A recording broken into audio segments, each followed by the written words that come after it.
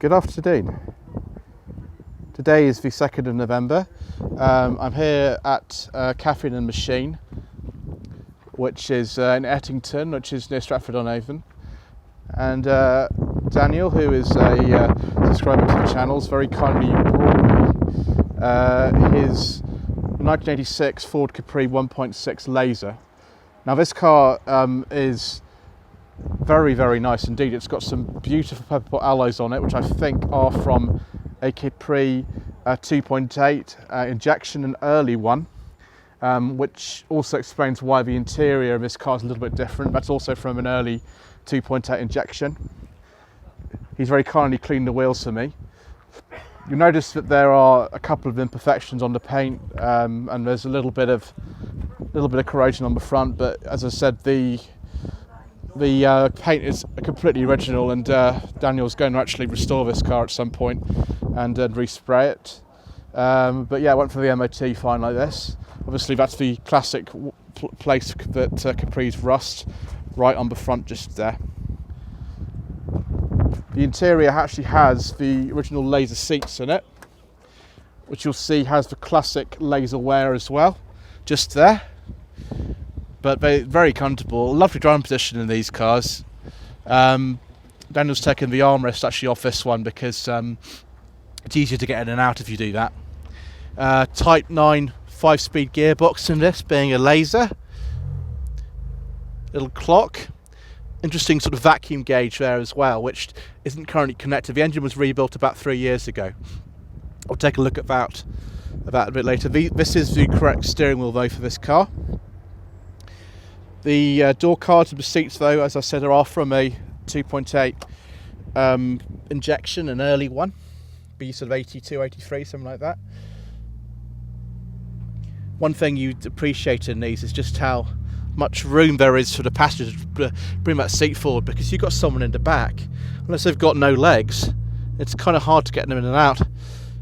The stereo has obviously been changed for an aftermarket unit. That is a Sierra gear knob.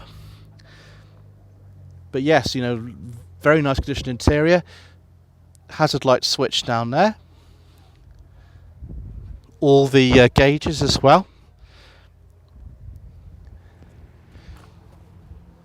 You can see the laser graphics are intact on here all the way sort of through to the front. Spoiler's still on this car as well. So it's registered about August 86, so it's on a D. So it's whilst the Capri was just about still in production. Obviously it finished later that year. Open the boot. Got the same kind of space in here as the 280 Brooklands I did a walk around on, which would have been in September. And I obviously appreciate all the comments I've had since then about how nice that car was. This one was at the Capri 50th birthday celebration at Brooklands, which I also attended. So you might have already seen this in the video actually. There is a little sticker there, where that is a slightly different one. It's still an anniversary for the Capri. Nice little period detail here, the moss security. I used to see those on cars all the time when I was younger. Exhaust is looking very nice. Just a single exhaust on this. It's not the 2.8, so it's only got a single exhaust. I think if I'm very well behaved, Daniel might let me look under the bonnet as well. So we'll just do that now. So we've got a slightly modified engine here. Standard, it was you know, not a huge amount of horsepower, but a 1.6 Pinto. This has a camshaft from a 2 litre in it. It also has a twin chip with a carburetor from a 2 litre on it. So it's a John Ashley exhaust system on this, and you can see there from the manifold that's quite different as well. So probably we think it generates about 90 to 95 horsepower, something like that. But you can see, comparison with the 2.8 injection, just how much space there is in here. Huge amount of space to work on, we're miles and miles and miles away from the front. Again, as I pointed out on my last sort of walk around, the Capri's nose does not need to be this long. Even for a 2.8 litre engine, it doesn't need to be this long, but it is because that's the balance of the car and that's the styling. And of course, what other way would there be? Obviously, a sort of common thing on here is slam panels tend to be sometimes a little bit funny on them. Obviously built in Cologne, so we've got the German little plate on there.